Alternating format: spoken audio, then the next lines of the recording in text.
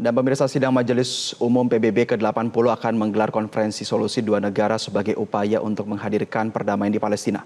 Untuk informasi terkini kita sudah ada jurnalis Metro TV, Marcelina Tumundo langsung dari New York, Amerika Serikat. Selamat pagi waktu Indonesia. Marcel, hari ini diagendakan para ketua delegasi akan melakukan pertemuan dengan Sekjen PBB. Apa saja yang akan dibahas?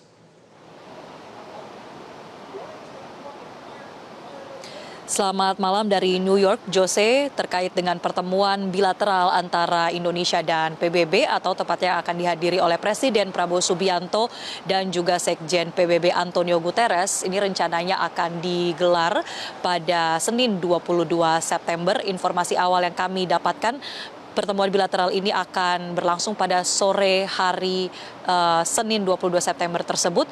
Dan terkait dengan apa saja yang akan menjadi pembahasan dari pihak istana memang belum memberikan terkait dengan poin-poin apa yang nanti akan dibicarakan oleh Presiden Prabowo dan juga Sekjen Guterres.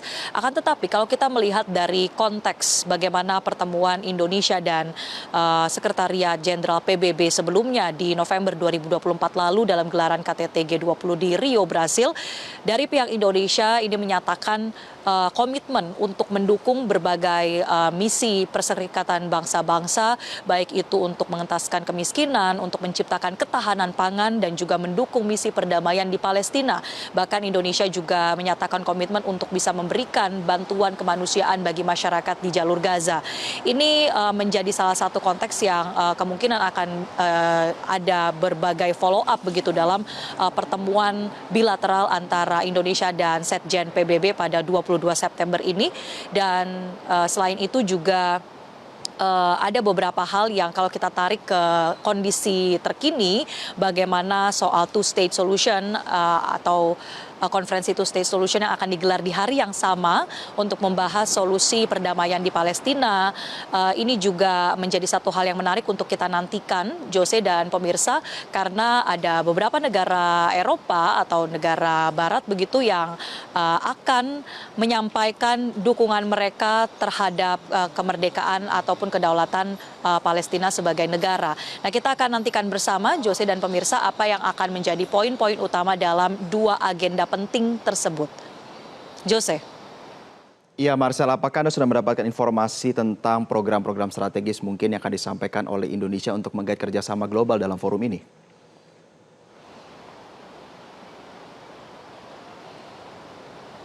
Ya, kemungkinan soal program pembangunan di Indonesia atau Asta Cita dari prioritas Presiden Prabowo Subianto ini jadi satu hal yang akan menarik untuk dibawa ke panggung sidang Majelis Umum PBB. Karena kalau kita kaitkan dengan SDGs atau tujuan pembangunan berkelanjutan, ini ada beberapa hasil capaian atau rapor yang bisa dikatakan cukup positif dari capaian pembangunan berkelanjutan di Indonesia. Bahkan hal tersebut juga sudah disampaikan oleh Deputi Wakil Tetap RI untuk PBB di New York, Hari Prabowo, yang menyebut bahwa dari data PBB, capaian SDGs di Indonesia ini sudah mencapai 72% dalam targetnya, yaitu 2030 atau 5 tahun mendatang. Dan bagaimana kita melihat atau dibandingkan dengan pencapaian di tingkat dunia, ini baru sekitar 30%. Artinya Indonesia sudah berada di atas rata-rata dari capaian pembangunan berkelanjutan dunia, dan hal ini juga mencakup ada berbagai kesamaan target atau strategi pembangunan yang dimiliki oleh program pemerintahan Presiden Prabowo Subianto. Kita sekali lagi akan nantikan bersama berbagai pertemuan di sidang Majelis Umum PBB ini, dan untuk sementara kami kembalikan ke studio. Baik, terima kasih rekan Marcelina Tumundo melaporkan langsung dari New York, Amerika Serikat. Selamat kembali bertugas. Jelajahi cara baru mendapatkan informasi. Download Metro TV Extend sekarang.